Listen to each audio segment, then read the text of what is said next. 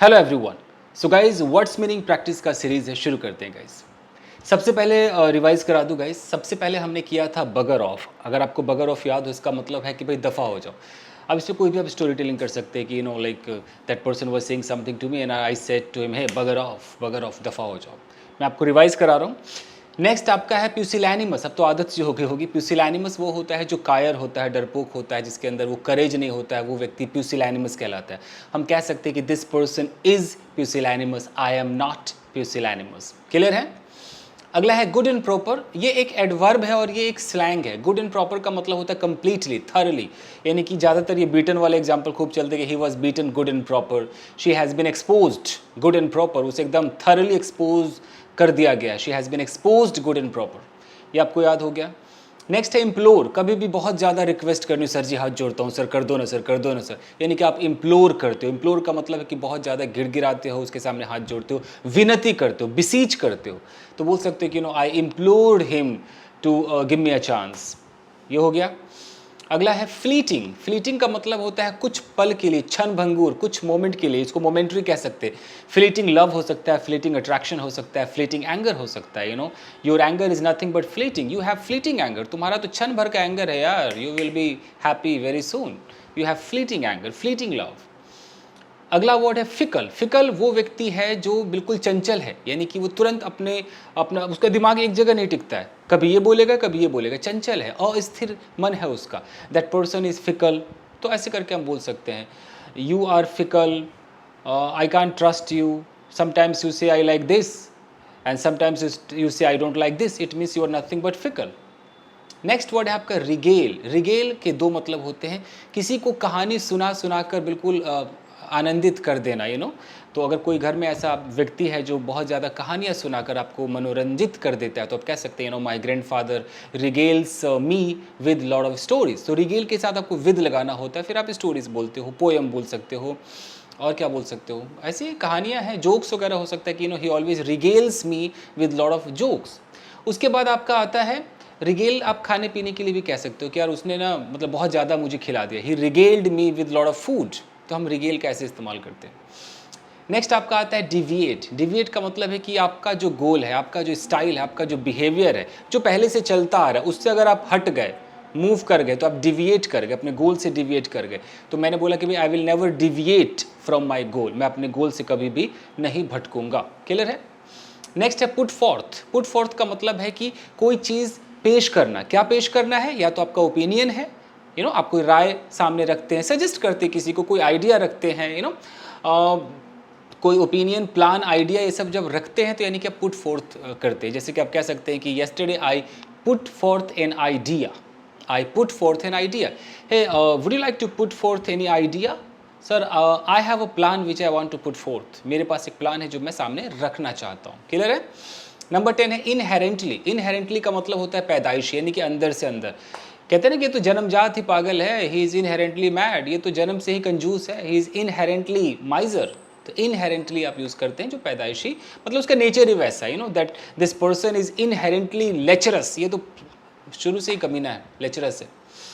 अगला है inhibited. Inhibited का मतलब है कि आप संकोची हैं। कोई चीज़ है जो आपको रोक लेती है, आपको अच्छा कुछ करने नहीं देती है, खेलने नहीं देती है, बोलने नहीं देती है। तो आप कह सकते हैं I don't know why but I am inhibited. मैं इनहिबिटेड हूँ, संकोची हूँ। I am I feel inhibited from participating in any game. किसी गेम में पार्टिसिपेट करने से मैं इनहिबिटेड फील करता हूँ, यानी कि मैं अंदर से ऐसा लगता है किसी ने मुझे रोक लिया है, किसी ने बांध लिया है, मुझे जाने नहीं दे रहा है, मैं इनहिबिटेड हूँ, दैट पर्सन इज इनहिबिटेड, ऐसे आप बोलेंगे। फिर था आपका वर्ड टेम। टेम का मतलब होता है कि भाई किसी को सीधा कर देना। कोई जंगली है, कोई बहुत ही बेकार हो गया, स्पॉइल्ड हो गया, उसको हम क्या करते हैं, जेंटल बना देते। तो टेम, आई विल टेम यू, मैं तुझे सीधा कर दूंगा। Okay, you can tame this brat, तुम इस बिगड़ैल बच्चे को तुम सीधा नहीं कर सकते हो। डोंट ट्राई टू टेम मी, मुझे सीधा करने की कोशिश करियो मत ना भैया। अगला है स्केदिंग। स्केदिंग का मतलब होता है कि कोई कमेंट हो सकता है, कोई रिव्यू हो सकता है, किसी ने कुछ लिखकर बोला, लिखकर भेजा या बोल दिया, या रिव्यू का वीडियो बना दिया, वो स्केदिंग है, मतलब उसमें क्रिटिसिज्म है। तो कह सकते हैं कि this is a scathing review, ये जो रिव्यू है स्केदिंग है। I got some scathing comments, मुझे कुछ क्रिटिसाइज भरे वर्ड्स वाले कमेंट आए। तो he always passes some scathing comments. It is a scathing review of the show. Scathing मतलब कड़वा, स्केदिंग मतलब तीखा, स्केदिंग का मतलब कि जो बर्दाश्त ना हो, जो आपकी बुराई करे, वो स्केदिंग है वो चीज़, ठीक है। नंबर 14 आपका है इंस्टिल, सिंगल एल भी हो सकता है, इंस्टिल सिंगल एल ही कर देते हैं। इंस्टिल का मतलब होता है भाई किसी के मन में कुछ बिठा देना, यानी कि इनकलकेट आप कह सकते हो। ही इंस्टील्ड फियर इनटू मी, उसने मेरे अंदर डर बैठा दिया। I don't want to instil fear into my son, मैं अपने बेटे के अंदर डर नहीं बैठाना चाहता हूँ। I want to instil English knowledge into my son, ठीक है, या इनकलकेट कह सकते हैं। उसके बाद आपका है अजार, 15 नंबर है अजार। अजार का मतलब होता है कि जो दरवाजा है वो आधा खुला है। अगर ये खिड़की आधा खुला है तो मैं बोलूँगा कि दिस विंडो इज़ अजार, आधा खुला हुआ है। दरवाजा आधा खुला है, द डोर इज़ अजार, यानी कि दरवाजा आधा खुला है।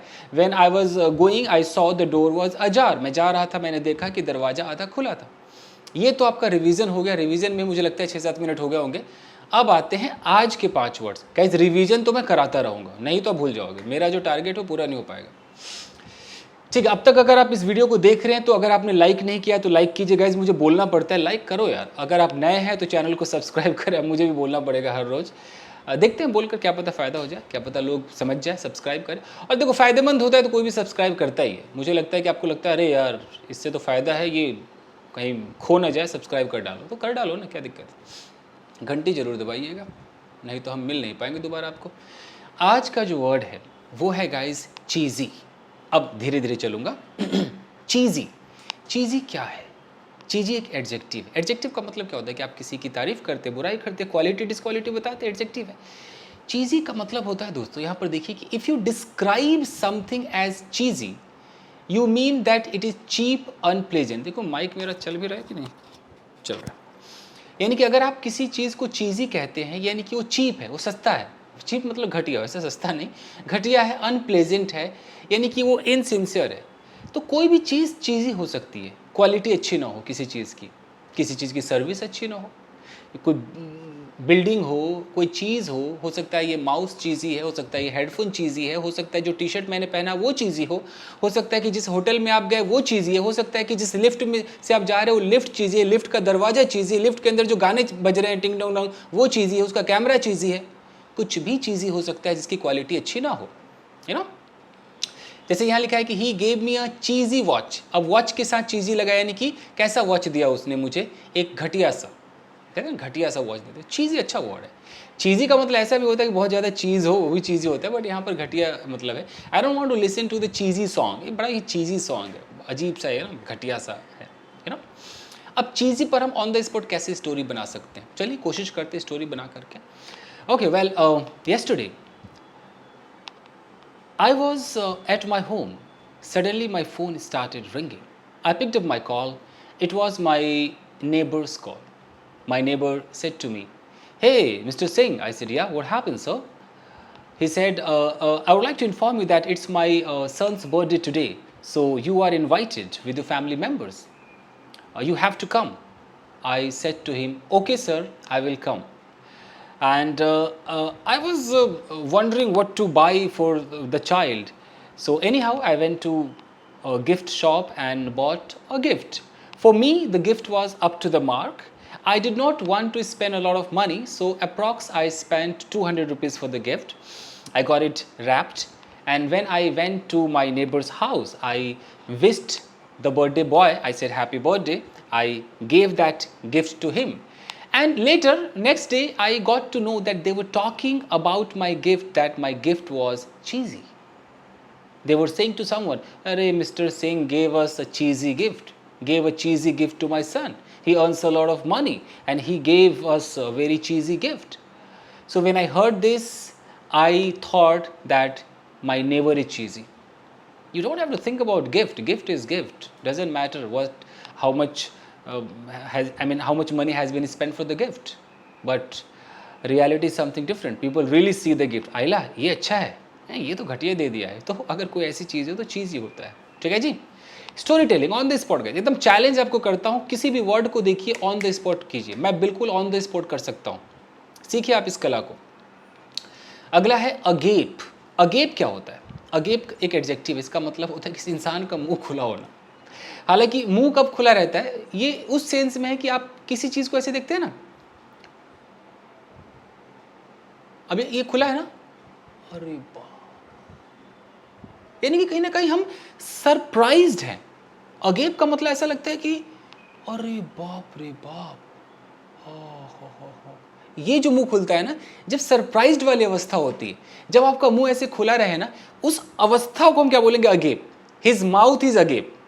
अब अगर मुझे कोई पूरा डायलॉग चिपकाना है, मैं बोलूं कि he was looking at the building, वो बिल्डिंग को देख रहा था, फिर मुझे ऐसे बोलना होगा विद हिज माउथ अगेप। ये प्रेपोजिशनल फ्रेज लगाना पड़ेगा बॉस, यानी कि आप कहीं शायद होगा भी, ही वॉज लुकिंग एट मी, ये देख रहे हैं ना आप, विद हिज माउथ अगेप। या तो आप इसको रट लीजिए, इतना बड़ा तो बॉस आपको एक प्रेपोजिशनल फ्रेज लगाना पड़ेगा, और नहीं तो अगेप में नॉर्मल कह सकते हिज माउथ वॉज अगेप, उसका मुंह खुला हुआ था, ऐसे बोल सकते। नहीं तो ये विद हिज माउथ अगेप खूब चलता है। You know that girl, when I started speaking in English, that girl started looking at me with her mouth agape. है ना बेहतरीन। चल इसी पर एक फेक कहानी बनाते हैं, ऐसा ही कुछ करते हैं, ऑन द स्पॉट याद आ गया मुझे, लड़की वाले उठा लेते हैं। Okay, the scene is this, yesterday one of my friends gave me a call and said, hey buddy, where are you? I said, hey, I am at my home, I'm not feeling well buddy. My friend asked, what happened? I said, I don't know what happened, I don't feel like doing anything. He asked me, are you ill? I said, no, I'm not ill, but I'm feeling little, you know, little lackadaisical. I'm feeling a little lazy. My friend said, hey, come to my house. I asked, why should I come? Is there something urgent? He said, don't think anything, just come to my house. You will have a great fun. I agreed. I rushed to my friend's house. And when I went there, I was amazed to see three beautiful girls, two handsome dude boys, and my friend. They were having a party. And I asked my friend, hey, what kind of party is going on? He said that, meet my friends. And he said that, can you see this girl? This girl has got a job, so she has thrown a party. And since we were forcing her to throw a party at my house, because there is no one at my house and my house is quite big, spacious, so she agreed and she has thrown a party over here. And since you are my friend, so I have invited you too. I said thank you very much, and I congratulated to that girl. And they were trying to speak in English, you know, and I was able to find some mistakes. I could see that those guys were speaking quite wrong sentences. However, I did not stop them. I did not try to find fault in their sentences. But when it came to speaking English, when it was my chance, I started speaking quite fluently. And when I started speaking fluently, all those girls were looking at me with their mouth agape. अब आया समझ में? मतलब जब आप story create करोगे, देखो अभी मुझे भी नहीं पता था कि मैं कहाँ तक जा सकता हूँ इस कहानी में। मुझे फाइनली उसको यूज़ करने का है, यू नो, अगेप को मुझे यूज़ करना है। इधर मुंबई में मेरी भाषा खराब हो रही, करने का है। ओके, तो मुझे इस अगेप को यूज़ करना है। अब मैं कैसे यूज़ करूँगा? मैं कुछ सिचुएशन ले जाऊँगा ना, जहाँ पे कुछ ऐसा लगे कि हाँ यहाँ यूज़ करो, ऐसे आपको करना होगा दोस्तों। मतलब वर्ड्स मीनिंग के साथ बैठे हो ना, 1 घंटा दो यार, मस्त मज़ा आएगा, एंजॉय करो। अब इसको अपनाओ और रोज़ एक टाइम निकाल के बैठो। देखो मैं कोशिश करता हूँ कि रोज़ DSLR कैमरा इधर रखूँ और बैठूँ, हो नहीं पाता है, बट क्योंकि मैं बिजी हूँ, आप थोड़ा तो निकाल सकते हो ना टाइम। ठीक है जी, चलिए। और जब आप अच्छे वर्ड्स यूज़ करोगे, then people will look at you with their mouth agape. Okay, आगे बढ़े। चलिए गाइस, अगला है ओवर द मून। मुझे लगता है कि तो पढ़ाने की जरूरत ही नहीं, सबको पता होता है आजकल। ओवर द मून का मतलब होता है extremely happy and excited about something, किसी बात पर बहुत प्रसन्न होना, एकदम रोमांचित होना। तो ओवर द मून, चलिए मैं आपको बताता हूँ। Okay, so I came to Mumbai on 1st April, and after that I started visiting here and there, and I started making some blogs. Then I decided to face some auditions, so I prepared my profile and I started sending my profile to several casting directors. One day I got a call, and I was called to the casting agency. When I went there, I was auditioned, and after that I was selected for a short movie. And when I heard that I have been selected, oh my God, I was over the moon. I was over the moon.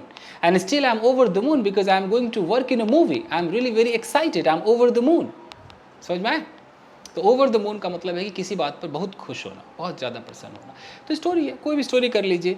मैं acting को चाहता हूँ इसलिए मैंने ये बोला. आप किसी और चीज़ को चाहते तो आप उसमें खुश हो जाइए. हो सकता है आपको जॉब मिल गई हो, अपनी कहानी सुनाइए.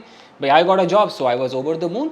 तो I was over the moon भी हो सकता है, I got over the moon भी हो सकता है कि मैं ओवर द मून हो गया. आई वॉज ओवर द मून का मतलब कि भाई मैं खुश था, स्टेट ऑफ बीइंग है. लेकिन अगर चेंज दिखाना है स्टेट में तो आई गॉट, आई बिकेम, ये तो बोलना पड़ेगा ना. ओके चलिए एक और देखें. अगला है सोजर्न. इसको ना, इसका जरा प्रोनाउंसिएशन चेक कर लीजिएगा. मुझे लगता है ये सोजर्न ही है. कई लोग इसको सजर्न भी कह सकते हैं, बट सोजर्न बोलिए. सोजर्न, सोजर्न एक नाउन है. इसका मतलब होता है कि a short stay at a place that is not your own home. किसी के घर पर कुछ समय ठहरना, अस्थायी निवास. आप कहीं चले जाते हो. अब जैसे कि मान लो कि मैं यहाँ से कोलकाता चला जाऊँ, एक हफ्ते के टूर पर चला जाऊँ, तो मेरा एक हफ्ते का सोजर्न होगा. सोजर्न का मतलब होगा कि मेरा अस्थायी निवास होगा. मैं एक हफ्ते के अस्थायी निवास पर चला गया. तो एक तरीके से कहने में अच्छा लगता है, you no, it was a great sojourn. अगर आप ऐसे, सोजर्न एक नाउन है तो आप सोच लो, आप भाई या तो कॉम्प्लीमेंट के तौर पे यूज़ करो कि it was a great sojourn, या तो सब्जेक्ट बनाओ, नहीं तो ऑब्जेक्ट बनाओ. कुछ तो करना पड़ेगा ना बॉस, नाउन है, क्या करोगे इसके साथ. या आप ऐसे बोलो कि माई सोजर्न वॉज वेरी बैड. ये भी हो सकता है कि मेरा जो अस्थाई ठहरना था बड़ा ख़राब था. और I went to Kolkata for a week of sojourn. एक हफ्ते के सोजर्न पे मैं गया. You know, I am going for a sojourn. जब आप ये अंग्रेजी में बोलोगे, बंदा बोलेगा किधर किधर, क्या क्या बोला भाई, सोजर्न क्या है, ये शहर है क्या कोई, ऐसा लोग पूछेंगे. तो I went for a sojourn, यानी कि मैं एक सोजर्न यानी कि एक अस्थायी ठहराव के लिए गया, कहीं पर रहने के लिए. It was a great sojourn. My sojourn in my village was amazing. मेरा विलेज में जो मेरा सोजर्न था वो कमाल का था. My sojourn in Agra was amazing. You know, तो सोजर्न ये है. हालांकि सोजर्न वर्ब भी हो सकता है कि I would like to sojourn here for 3 days, ऐसा भी लोग बोल सकते हैं, बट नाउन के तौर पे ज़्यादा चलता है. ठीक है, माई सोजर्न मेरा ठहरना, योर सोजर्न आपका निवास, अस्थायी निवास. यू नो, तो सोजर्न अच्छा है, सोजर्न बुरा है. एक हफ्ते का सोजर्न है, 5 हफ्ते का सोजर्न है. स्टोरी टेलिंग करके दिखाऊं. चलिए कोशिश करते हैं सोजर्न पे, क्या करें, सोचते हैं कुछ. Okay fine. So what happened one day. Actually I was at my home and I was observing that my wife was not so much happy. There was no smile on her face, and I had been observing it for a couple of weeks. So one day I went to my wife and asked, hey, what happened? You don't seem to be very happy these days. What happened? Full Kumari kab hasegi? Then she said, I don't know what is going on with me. I don't feel like doing anything. I'm not enjoying being here in this house. So I went to a doctor and asked the doctor about the health condition. The doctor suggested us to take my wife for a week of sojourn. I agreed and we went to Shimla for a week of sojourn. And after that sojourn, when we came back, oh, my wife was over the moon.